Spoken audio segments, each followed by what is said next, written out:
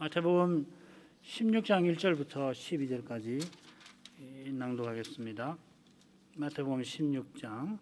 바리새인과 사두개인들이 와서 예수를 시험하여 하늘로서 오는 표적 보이기를 청하니 예수께서 대답하여 가라사대 너희가 저녁에 하늘이 붉으면 날이 좋겠다 하고 아침에 하늘이 붓고 흐리면 오늘은 날이 굳겠다 하나니 너희가 천기는 분별할 줄 알면서 시대의 표적은 분별할 수 없느냐.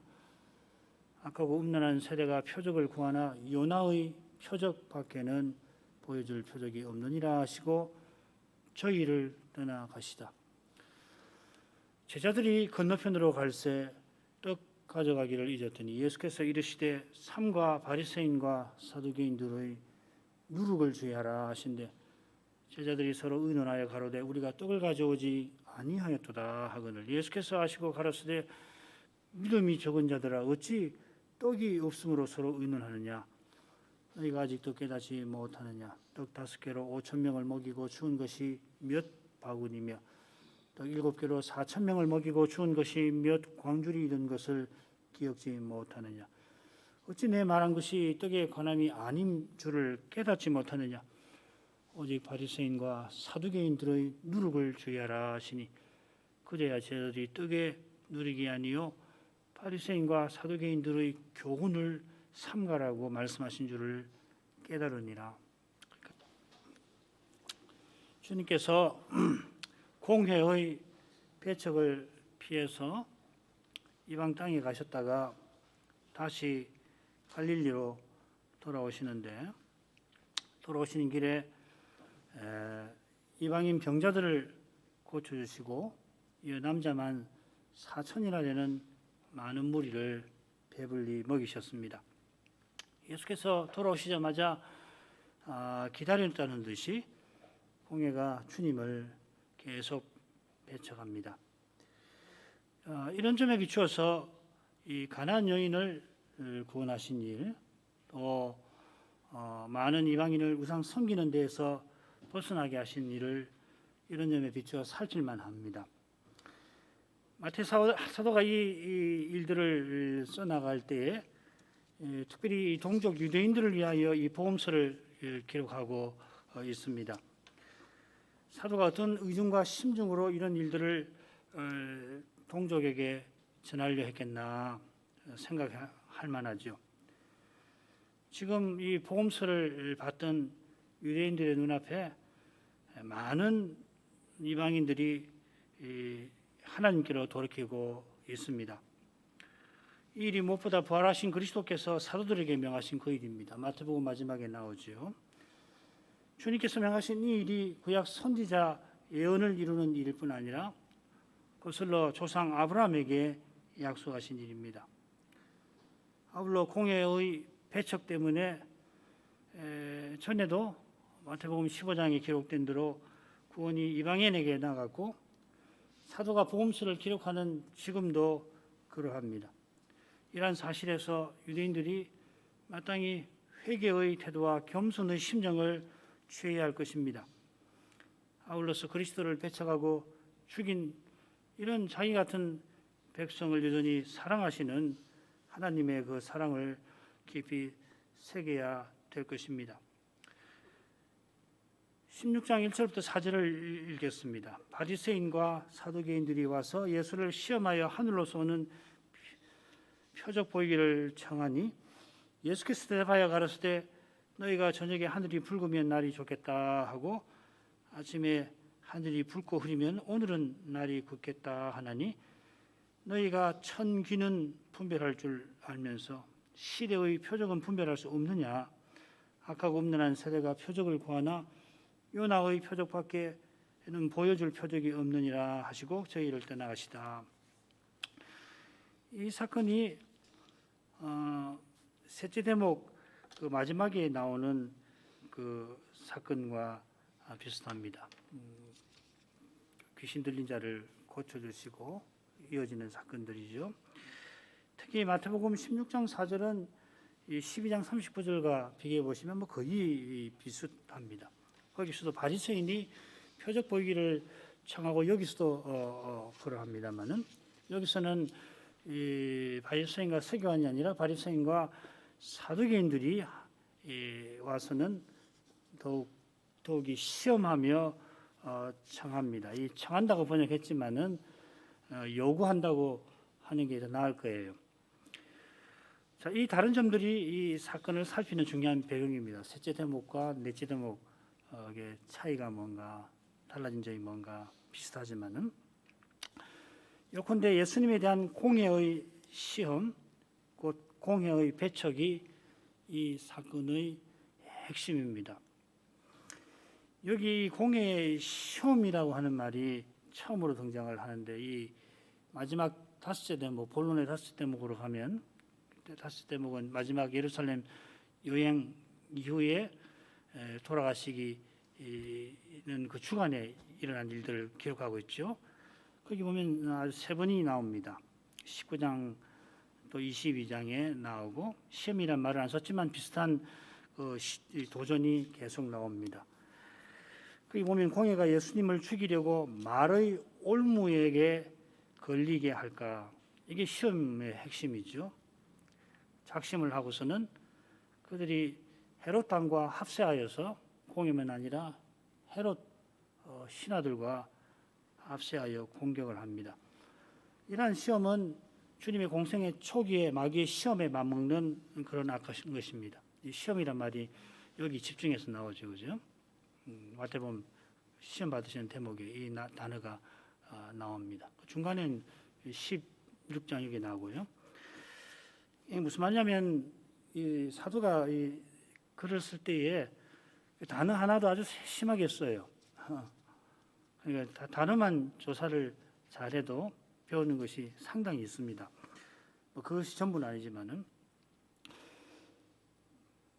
그들의 악함이 그들이 하늘로서 오는 표적을 보이라고 요구하는 데서 잘 드러납니다. 마귀는 예수님이 메시아이심을 알고 메시아답지 않게 행하게 하려고 시험을 했습니다마는 공회는 예수님이 메시아임을 모르고서 주님께서 메시아임을 주장하게 함으로써 넘어지게 하려는 겁니다. 자기네가 생각하는 메시아처럼 자기네가 원하는 그런 표적을 내놓으라고 요구하는 것이죠. 이 요구가 왜 악한가 하면은 특별히 지금 무리가 주님을 대거 떠나는 현실과 붙어 있습니다. 무리가 특별히 오병이어의 표적 때에 예수님을 억지로 왕 삼으려고 했지만은 예수께서 그들의 부당한 요구, 악한 요구에 응하지 않으시니까 우리가 대거 주님을 떠나갑니다. 요한복음 6장 끝에 나오는데 이러므로 제자 중 많이 물러가고 다시 그와 함께 다니지 아니하더라. 예수께서 12 제자에게 이르시되 너희도 가려느냐. 굉장히 의미심장한 질문이시죠. 민중이 주님께 등을 돌리는 현실에서 예수께서 메시아다운 표적을 내놓지 아니하면은 공회는 그 봐라, 메시아 아니다, 이렇게 주님을 맹비난할 것입니다. 주님께 등을 돌린 민중이 다시금 자기네를 따르게 될 것입니다. 하늘로서 오는 표적을 그들이 요구하는데 메시아라면 하늘에서 오신 인물이고 하늘이 보낸 인물이고 그러면은 그만한 증거를 내놓으라는 겁니다. 그러면은 공회가 말하는 하늘로서 오는 증거는 무엇입니까? 지금 주님께 등 돌리는 무리가 바라는 하늘로서는 표적은 무엇입니까? 그들이 바라는 하늘은 대체 무엇입니까? 하늘로서라고 하는 표현이 마태복음 5째 대목에 또 한 번 나오는데요. 거기서 공회와 민중이 생각하는 하늘, 그들이 요구하는 하늘로서는 표적이 어떤 것인가 생각해 보십시다. 주님께서 예루살렘에 입성하신 후에 대제사장과 장로들이 이 성전에서 가르치시는 주님을 보고는 무슨 권세로 가르치느냐 묻습니다. 그때 예수님께서는 자 그러면은 세례 요한의 세례가 어디로서 왔느냐, 하늘로서냐 사람에게로서냐 되물으십니다. 이것은 그들의 속내를 드러내시기 위함입니다. 과연 만일 주님 질문대로 요한의 세례가 하늘로서라고 대답한다면은 그들이 요한을 믿지 아니하는 죄가 드러나는 것이 싫습니다. 반대로 사람에게로서다 하면은 요한을 선자로 하는 백성이 무섭다. 그들이 서로 결론을 내립니다. 그래서 떠나가 버리는 거죠. 공예가 겉으로는 하나님의 율법을 자랑하지만은 실은 사람의 영광을 구합니다. 말로는 예수께서 하늘로서 오신 메시아라면 우리가 당연히 믿지 하지만 십자가 달렸을 때도 대제사장이 바로 이렇게 비난하죠. 조롱하면서 이야기하죠. 메시아 맨날 내려와라 우리가 믿겠다. 그렇지만은 하나님의 영광보다 사람의 영광을 구하는 것입니다. 바리새인이 하나님의 율법을 높이지만은 실은 율법 지키는 자신을 높이고 이 무서운 것이죠. 말로는 하나님을 높이고 그러지만은 그 하나님을 잘 믿는 자기를 높이는 것이죠. 대제사장이 무슨 권세로서 하고 묻지만은 실은 자기네 권력을 유지하려는 것입니다. 그처럼 지금 바리새인과 사두개인이 하늘로서 오는 표적을 요구하지만은 그 속내는 민심이 예수님에게서 돌아서게 하려는 것입니다. 그 백성도 주님께서 먹고 사는 문제를 해결해 주시기를 바랐다가 실망하고는 지금 등을 돌린 것입니다. 주님께서 그들의 요구에 응하지 아니하고 그들이 천기는 분별하면서도 정작 시대의 표적을 분별하지 못한다고 책망하십니다. 그들이 하늘로서 오는 표적을 요구하는 것이 얼마나 어리석은지를 드러내시는 겁니다. 그들이 하늘로서 하늘을 언급하니까 주님께서 그들이 눈에 보이는 천기, 이 천기라는 말이 두 낱말을 푸는 건데요. 하늘의 모양이라는 말입니다. 원문으로 보면은 하늘의 모양은 분별해도 그들이 백성의 지도자로서 믿음의 눈으로 정작 분별해야 할 것은 분별하지 못합니다. 시대의 표적이라고 했는데 천국을 분별하지 못하는 거죠. 천국이 임했는데도 모르는 겁니다. 하늘나라가 왔는데도 모르는 겁니다. 봐야 할 것은 보지 못하고 눈에 보이는 그 하늘, 눈에 보이는 현실에 매이는 것이죠. 자기네 권세를 위하여 세상 돌아가는 추위 곧 민심의 향배는 사람의 꾀를 동원하여서 면밀하게 살피지만은 이 시대가 돌아가는 추위, 그 주의 경영에 관하여는 실로 어둡습니다. 메시아의 표적을 요구하는 그들이 정작 시대의 표적은 분별하지 못한다는 겁니다. 이 시대의 표적이란 이미 말씀드렸습니다마는 하나님께서 예언하신 그때가 도래했음을 보여주는 표라 하는 뜻입니다. 주님께서 세리안의 체포 이후에 때가 찼고 하나님의 나라가 가까이 왔다 하셨습니다. 비슷한 대목에서는 누가가 아예 이 세대를 분별하지 못한다. 천지의 기상은 분별할 줄 알면서도 어찌 이 세대는 분별치 못하느냐. 주님께서 이미 행하신 표적들이 선지자가 예언한 종말이 임한 것을, 천국이 임한 것을 보여줍니다. 그들이 지금 보통 시대를 살아가는 게 아닙니다. 그런 시대에 살고 있으니 누구보다 시대가 돌아가는 추이를 살펴서 백성을 선도해야 마땅합니다마는 그들은 권세와 명예와 재물에 멀어서 눈에 보이는 그 현실에 갇혀 있습니다.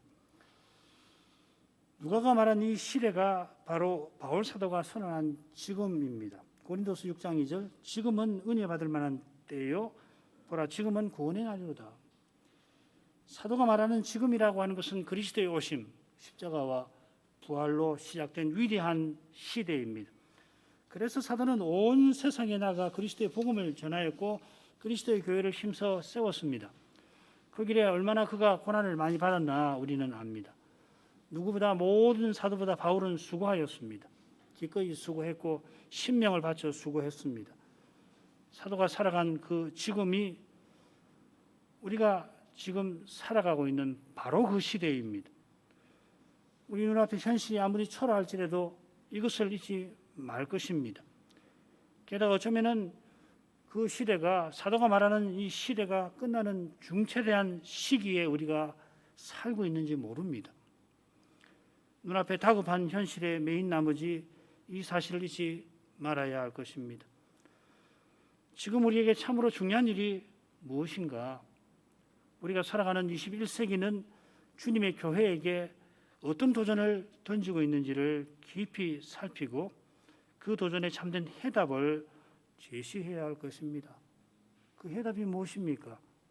무엇이라고 우리는 배워왔습니까? 거룩한 교회입니다. 교회다운 교회입니다. 교회다운 교회는 무엇이며 거룩한 교회는 무엇입니까? 그리스도의 몸과 지체는 과연 무엇입니까? 우리는 과연 그 실질이 있습니까? 그 실질을 내놓기를 소원하고 그 실질을 내놓기 위해서 모든 것을 버리려고 합니까? 이것이 지금 우리에게 중요한 질문이라 할 것입니다.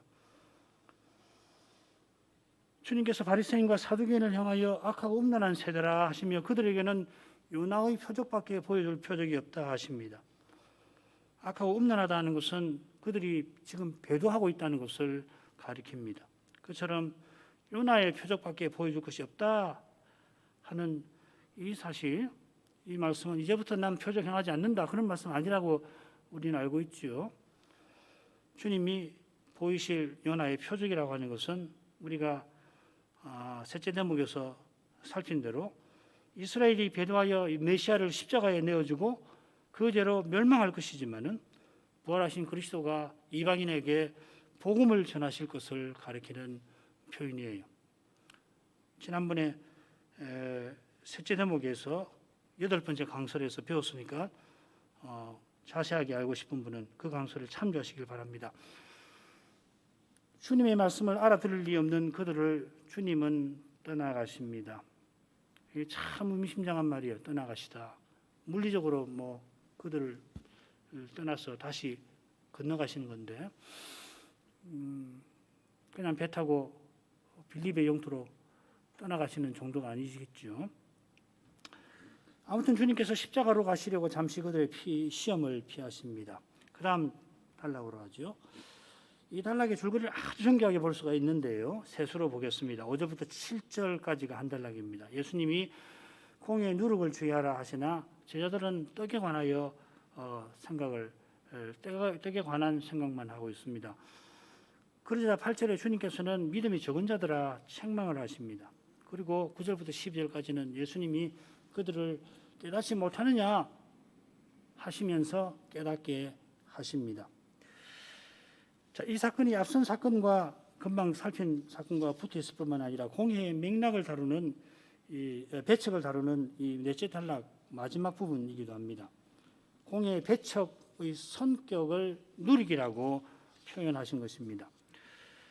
주님께서 제자들을 위하여 그들의 누룩을 주의하라 하십니다마는 놀랍게도 떡의 생각이 갇힙니다. 이게 보통 심각한 과목이 아닌데요. 지독한 과목입니다.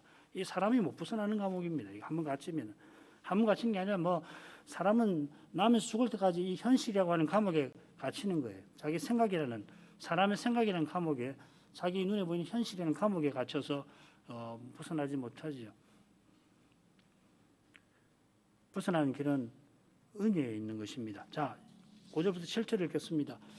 제자들이 건너편으로 갈새에 떡 가져가기를 잊었더니 예수께서 이르시되 삼가 바리새인과 사두개인들의 누룩을 주의하라 하신데 제자들이 서로 의논하여 가로되 우리가 떡을 가져오지 아니하였도다 하거늘.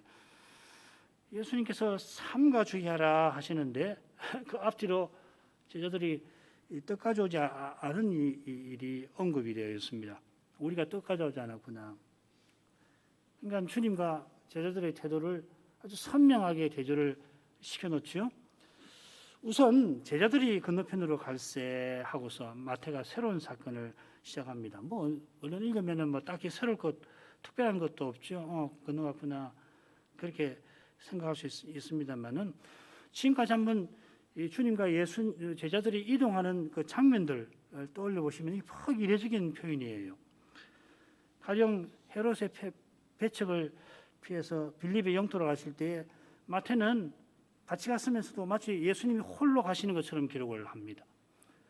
그처럼 주님께서 제자들과 어디를 가실 때 보면 확인해 보십시오. 제가 쭉 다 확인을 해봤는데 늘 주님이 주도하시고 제자들은 따라가기도 하고 없기도 하고 그래요. 무슨 말씀인지 아시겠죠?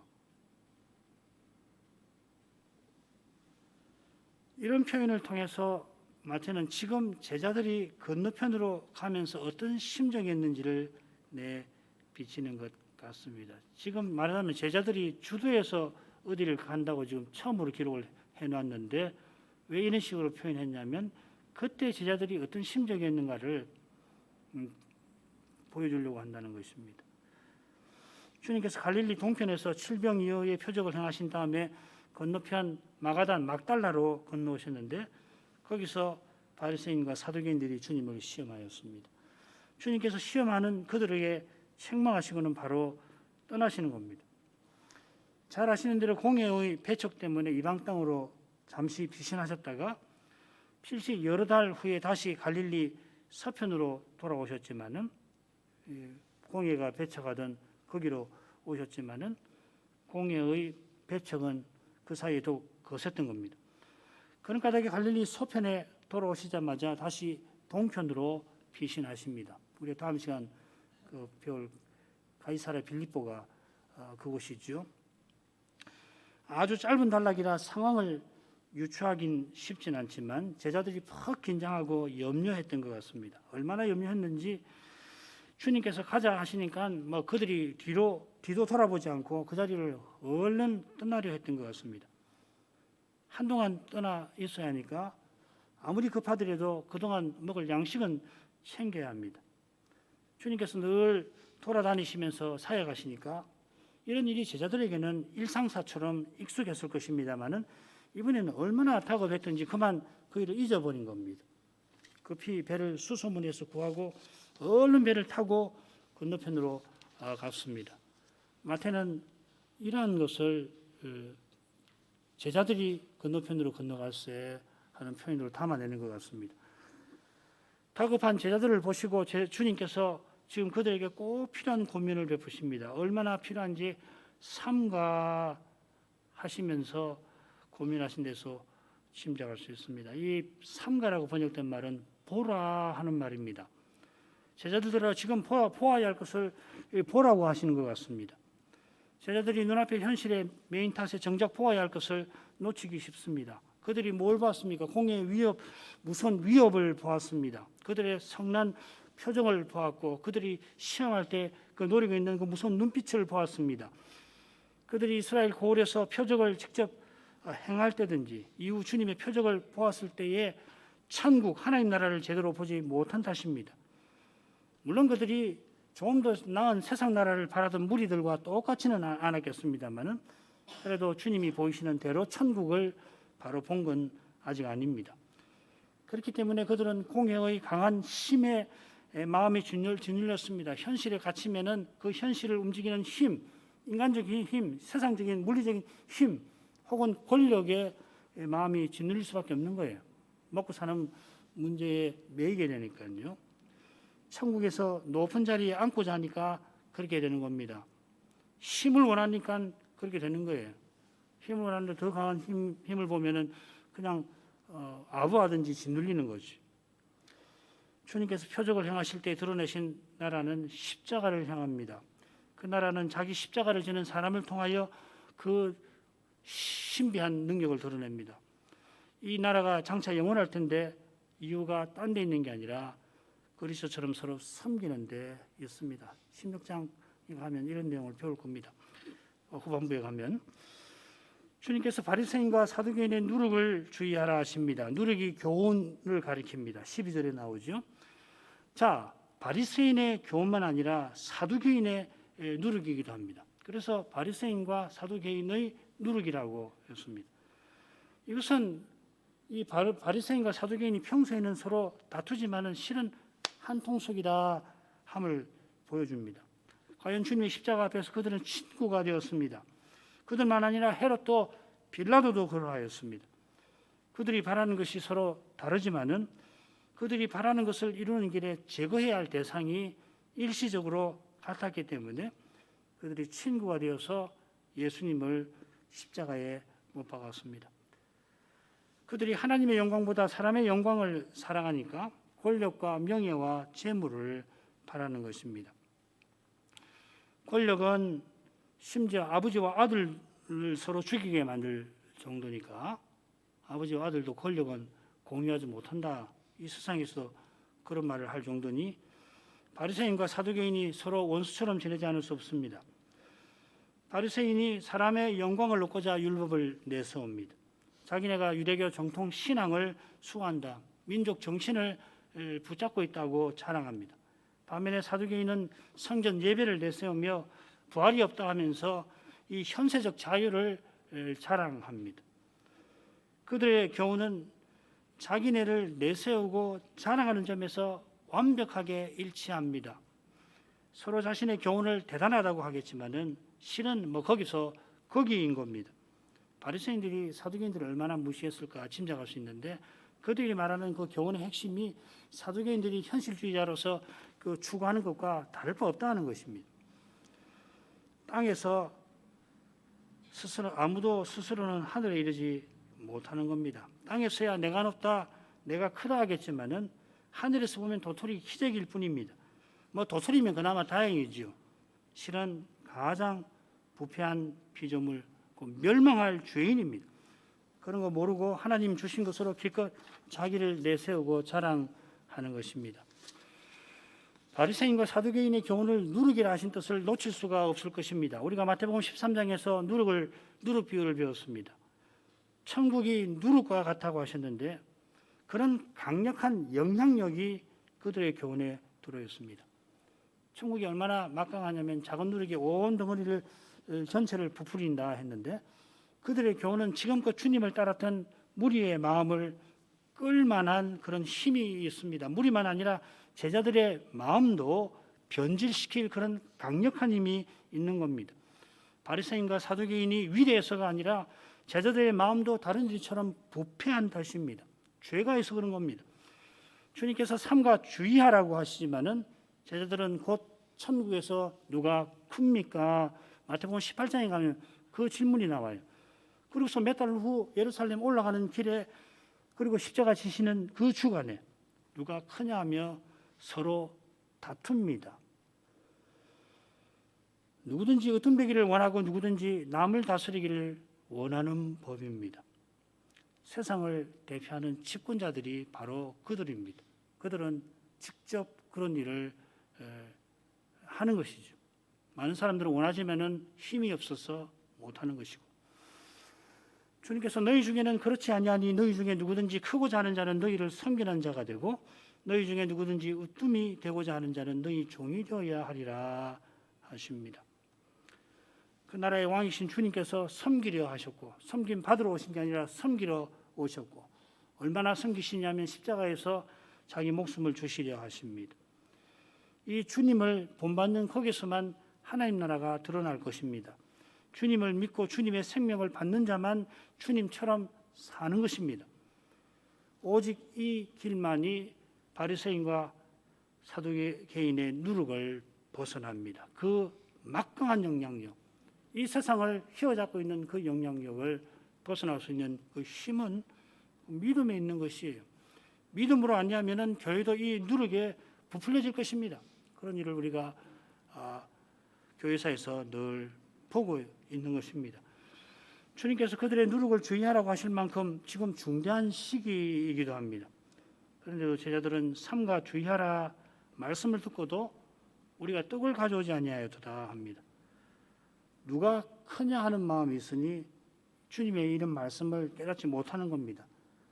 누가 크냐 하는 그런 마음을 주의하라고 하시는데도 동문서답할 만큼 그런 마음은 사람을 참 어둡게 만듭니다.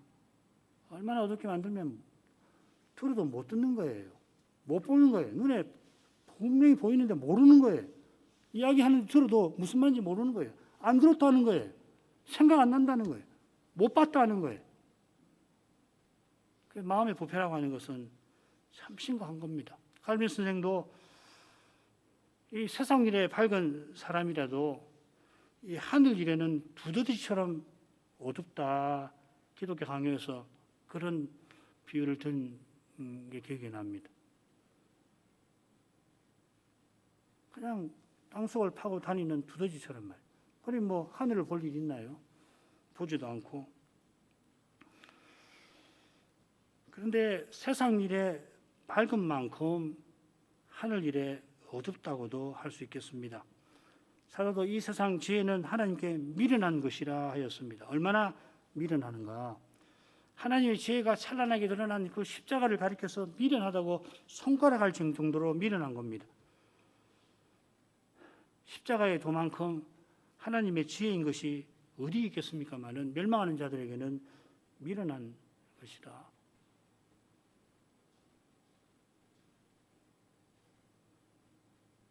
그처럼 자기 십자가 지고 가는 신자는 세상 지혜에게 미련하게 보입니다.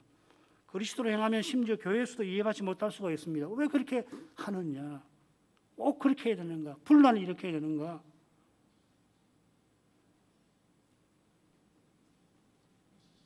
이 세상 방식과 전혀 다른 방식이라 그런 겁니다.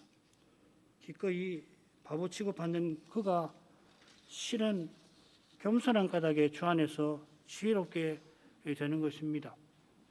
그리스도로 행하는 그 길만 형통합니다. 사람의 꾀를 의지하면은 그만큼 형통할 수가 없어요. 왜 그런가 하면은 사람의 꾀는 그 길에 틀림없이 장애가 될 것이라. 지금은 뭐 당장 문제를 해결하려니까는 그렇게 꾀를 내 가지고 해결했다 하더라도 그 낸 꾀가 가만히 있지 않아요. 나중에 보면 그게 다 장애물로 앞에 딱 있는 겁니다. 그래서 다 걸리고 마는 거라고요. 그래서 아닌 건 아닌 거예요. 아닌 건 아니라고 그렇게 해야지. 그때 어렵고 불편하니까 넘어가고 그러면은 그때는 편하지만은 그게 없어지지 않고 교회 가는 길에 그대로 있는 거라고요. 별 수 없어요. 걸려 넘어져야 되는 거예요. 자기가 심지 않은 장애 같으면은 저게 장애구나 하고 피할 수 있지만은 자기가 심어놓은 걸 모른다고요. 뭐 별일 없겠지. 하고서 가는데 그냥 걸려 넘어지는 거예요. 모르니까. 18절로 갑니다. 예수께서 아시고 가라사대 믿음이 적은 자들아 어찌 떡이 없으므로 서로 의논하느냐. 이번에도 제자들을 믿음 적은 자라고 주님이 말씀하십니다. 똑같은 표현이 이 가다라로 갈 때에 나오고요. 산상봉원에 보면 뭘 먹을까 염려하는 제자들을 향해서 믿음이 적은 자들아 하십니다. 주님께서는 조금 전에 요나의 표적을 언급하시며 바리새인과 사두개인을 우선 피하시는 길인데 제자들은 떡이 없으므로 염려합니다. 먹고 사는 문제를 벗어나는 길은 오직 참된 믿음에 있습니다. 참된 믿음은 주님께 죽고 사는 문제를 맡기는 겁니다. 내게 사는 것이 그리스도시니 죽는 것도 유익하다고 고백하는 겁니다. 그런 믿음으로야 자기를 부인하고 자기 십자가를 지고 주님을 쫓습니다. 이 마태복음 16장에 나오는 말씀인데 끝에 나오는 말씀인데 이 권면 바로 앞에 베드로가 참된 믿음을 고백하고 주님께서 비로소 십자가에 관해서 말씀을 하셨죠. 지금 주님은 십자가로 나아가십니다. 이런 믿음으로는 제자들이 십자가로 가신 주님을 제대로 모시지 못합니다. 과연 그들은 십자가 직전에 주님을 버립니다. 그리고 부인합니다. 어떤 이는 주님을 팔아 넘깁니다. 적은 믿음이 그 자체로는 믿음 없는 것과 별반 다르지 않습니다. 제자들이 적은 믿음이지만 잃지 아니한 이유는 딱 하나 있습니다. 예수님이 그들을 위해서 기도하셔서 그렇습니다. 우리도 그 점에서 다르지 않습니다. 히브리서 2장 17, 18절 보면은 잘 알 수 있어요. 그러므로 저가 범사의 형제들과 같이 되심이 마땅하도다. 이는 하나님의 일에 자비하고 충성된 대지상이 되어 백성의 죄를 구속하려 하심이라. 저가 시험을 받아 고난을 당하셨은즉 시험 받는 자들을 능히 도우시느니라.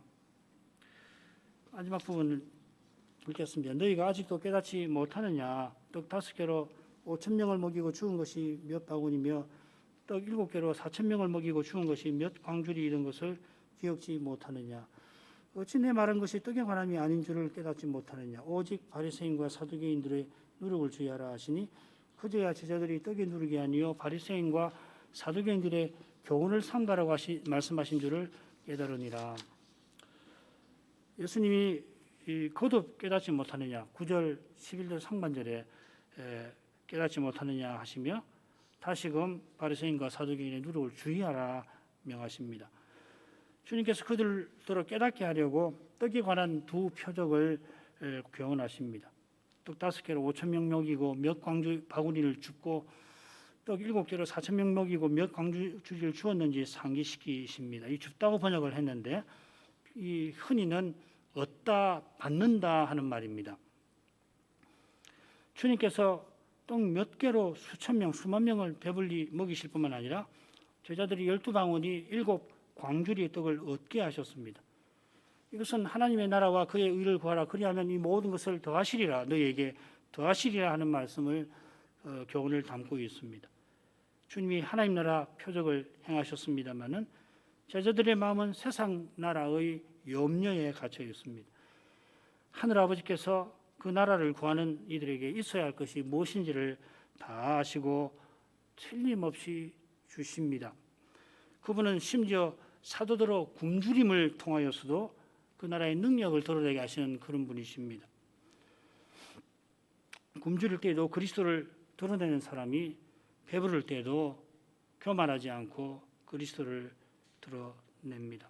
빌립보서 4장 12절 13절 내가 비천에 처할 줄도 알고 풍부에 처할 줄도 알아 모든 일에 배부르며 배고픔과 풍부와 궁핍에도 일체의 비결을 배우느라 내게 능력을 주시는 자 안에서 내가 모든 일을 할 수 있느니라. 여기 일체의 비결을 배웠다 하는 표현, 이 표현은 어떤 형편에도 그리스도로 행하는 그 비밀을 깨달았다, 배웠다 하는 말입니다.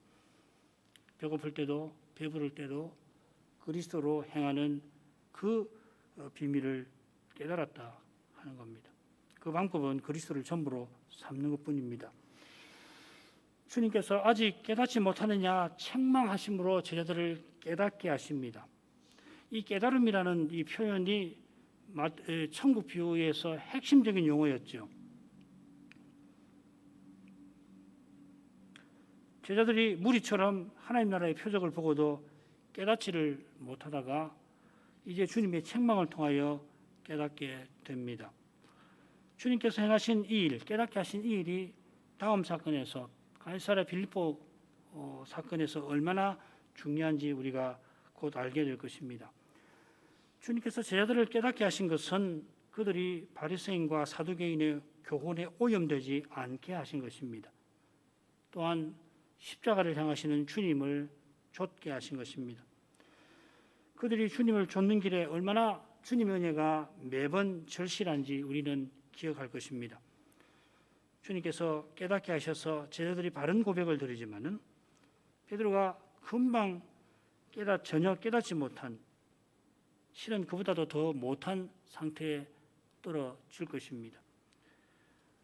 우리가 겸손히 주님의 책망을, 주의 말씀을 들을 때마다 우리 죄를 일깨워 주실 때에 그 책망을 달게 받을 것입니다. 그처럼 우리가 얼마나 미련한지를 잊지 말 것입니다. 오늘 이만큼 하겠습니다. 걸어가신 아버지, 예수께서 다시 갈릴리로 돌아오셨지만은 공의가 예수님을 기다리고 있다가 시험하였습니다. 얼마나 이 시험이 악하고 위협적인 것인지 주님께서는 요나의 표적밖에 보일 게 없다 하시고 다시금 빌립의 영토로 떠나셨고 또 제자들이 이후에 보인 태도에서도 얼마나 악의적이고 위협적인 시험인지를 알 수 있게 됩니다. 사두개인 바리새인들이 서로 원수지간이지만은 주님을 대적하는 일에 한 통속이 된 거기서 죄가 얼마나 막강한 것인지 무서운지 잘 드러납니다. 그 죄의 무서움이 다른 데 있는 게 아니라 사람을 내세우고 자랑하는 거기서 생생하게 드러납니다. 누가 이 죄에서 벗어날 수가 있겠습니까? 신자도 얼마든지 그렇게 될 수 있다 하는 것을 생각하면 죄의 문제가 인생의 가장 근본적임을 기억하게 됩니다. 그처럼 날마다 그리스도의 십자가 공효를 의지해야 함을 명심하고 사실 날마다 주님의 이 공유를 의지하지 않을 수가 없음을 고백합니다. 겸손히 주님 말씀을 듣게 해주시고 말씀을 통하여 주의 책망을 받을 때 달게 받을 수 있게 해주옵소서. 그래야만 자기 십자가를 지고 주님을 끝까지 쫓아갈 것입니다. 그처럼 보아야 할 것을 보면서 가야 할 길을 알고서 그 길에서 더욱 주님의 은혜를 구하게 되겠습니다. 예수님 이름으로 기도합니다. 아멘.